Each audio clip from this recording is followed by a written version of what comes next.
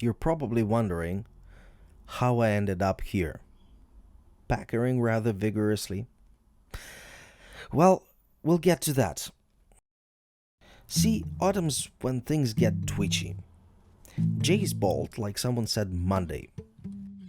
Packers, they drill like they're looking for loose change. The crows, well, crows start moonlighting as a dodgy spa owners, whispering sweet nothings and pecking necks like it's Valentine's in prison.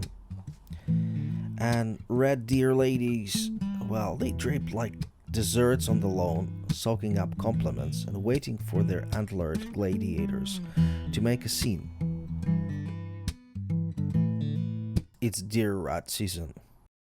And this is Barry. He's built like a shipping container, and he has an attitude of your mate's dad after 4 Guinnesses and a parking ticket. He's sharpening his antlers and getting ready for a bit of a squabble. And this is Chancellor Sid. He's a slippery opportunist, fallow deer, still checking out red deer ladies because, well, we'll let our gaze wander sometimes. This time Sid made Barry piss himself. Although caught off guard, Barry didn't forget he's bigger, better, and Sid took off like a rat that saw a broom. Barry is always kept on his toes. And I call this one Toe Tony. One of his antlers looks kinda funny, bent outwards like a bad bunion. Tony saw Barry get distracted, and Tony smells an opportunity. And all of this looks like the fine Friday's midnight somewhere in East End Club. Here is Tony, already chatting up Barry's ladies.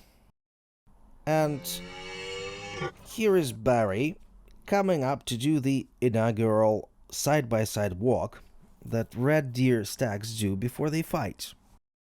One problem.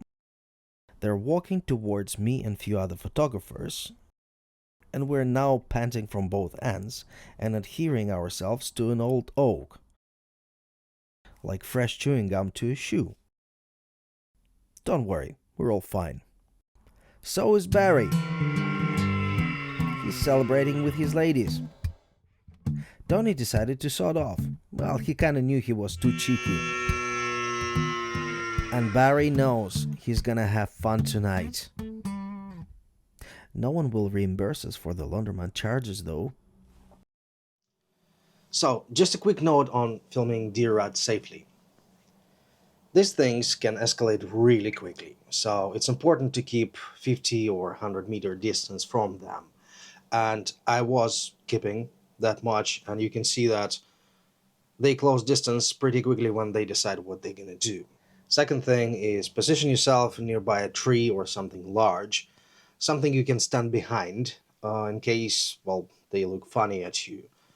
Another thing is, this footage might appear to you as I was right in their face. It's actually not like that. I was filming on 600mm lens and 300mm lens, and both of them, they punch in quite a lot. In reality, I was quite far away. I had enough time to get to the tree and everything was fun. And last of all, never get in their space.